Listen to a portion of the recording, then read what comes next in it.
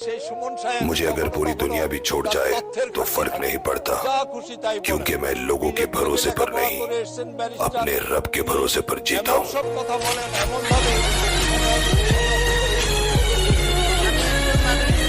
জনাব মোহাম্মদ শফিকুর রহমান চাঁদপুর 4 কে তার বক্তব্য রাখার আহ্বান জানাচ্ছি। বিসমিল্লাহির রহমানির রহিম।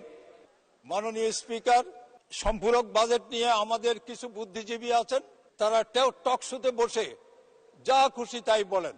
একজন আছেন বিলেত থেকে লেখাপড়া করে এসেছেন, ব্যারিস্টার, তিনি এমন সব কথা বলেন, এমন ভাবে মনে হয় যেন ঝগড়া করছেন। উইলিয়াম শেক্সপিয়ারের একটি নাটক আছে টেমিং অব দ্য শো, আমাদের প্রফেসর ডক্টর মনির চৌধুরী স্যার এটার বঙ্গানুবাদ করেছিলেন মুখরা রমণী বশীকরণ। তাকে সেই নাটকটি একটু দেখানো দরকার। আর সবচেয়ে বড় কথা হলো, যার মুখে মিষ্টি নেই তাকে তো বোধহয় ছোটবেলায় মধু খাওয়ায়নি, অথবা আমি মনে করি আমাদের এখান থেকে কেউ যদি অন্তত মরণ চাঁদের 1 কেজি মিষ্টি তার বাড়িতে পৌঁছে দিতে পারতেন, তাহলে হয়তো কিছুটা তার কণ্ঠস্বর সংযত হতো। মাননীয় স্পিকার, যারা এসব কথা বলেন তারা মনে হয় যেন আমাদের ওবায়দুল কাদেরের ভাষায়, এরা বোধহয় বিএনপির ভাষায় কথা বলতেছে। আমরা দেখলাম কালকে আমাদের শ্রদ্ধেয় নেতার স্মরণ সভায় বক্তৃতা দিচ্ছেন কে? রাজাকার নন্দন মির্জা ফখরুল ইসলাম আলমগীর, রাজাকার সোখা মেয়ার ছেলে মির্জা ফজলুল ইসলাম আলমগীর। তো এগুলি শুনে আমাদের খুব কখনো কখনো খুব কষ্ট হয়। তো আমি সেই সুমন সাহেব কখনো কখনো তার তথ্যের ঘাটতি থাকে। যেমন তিনি বলছেন চাঁদপুরে এত বালি উত্তোলন হলো, হ্যাঁ, চাঁদপুরে কি একটা মানুষও ছিল না এর প্রতিবাদ করার?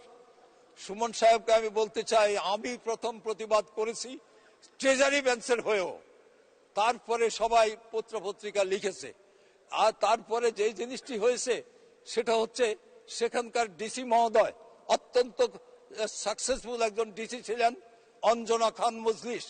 তাকে চাঁদপুর থেকে 2য় গ্রেডের অ্যাডমিনিস্ট্রেটিভ জেলা কি যেন, আচ্ছা নাম বলার দরকার নেই বলছে, তো সেইখানে তাকে বদলি করা হয়েছে।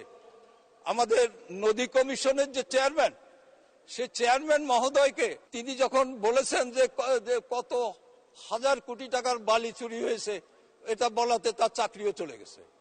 কাজেই সুমন সাহেবকে আমি বলবো, আপনি একেবারে সবাইকে দুর্নীতিবাজ ভাববেন না প্লিজ।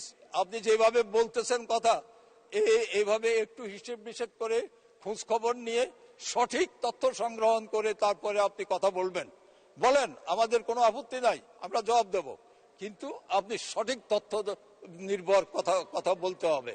মাননীয় স্পিকার, আজকে আমি বিএনপিকে আর কি বলবো, বলার কিছু নাই, পাই না তো কোথাও খুঁজে, রাস্তায় নাই, সংসদে নাই, রাজপথে নাই, ওই ঘরের ভিতর বসে কিংবা প্রেস ক্লাবের একটা কক্ষ ভাড়া করে সেখানে গিয়ে কতগুলো কথা বলতে থাকে। এইসব কথা বলতে বলতে তাদের এখন আর কিছু করার তাদের আর কিছু আছে বলে আমি মনে করি না।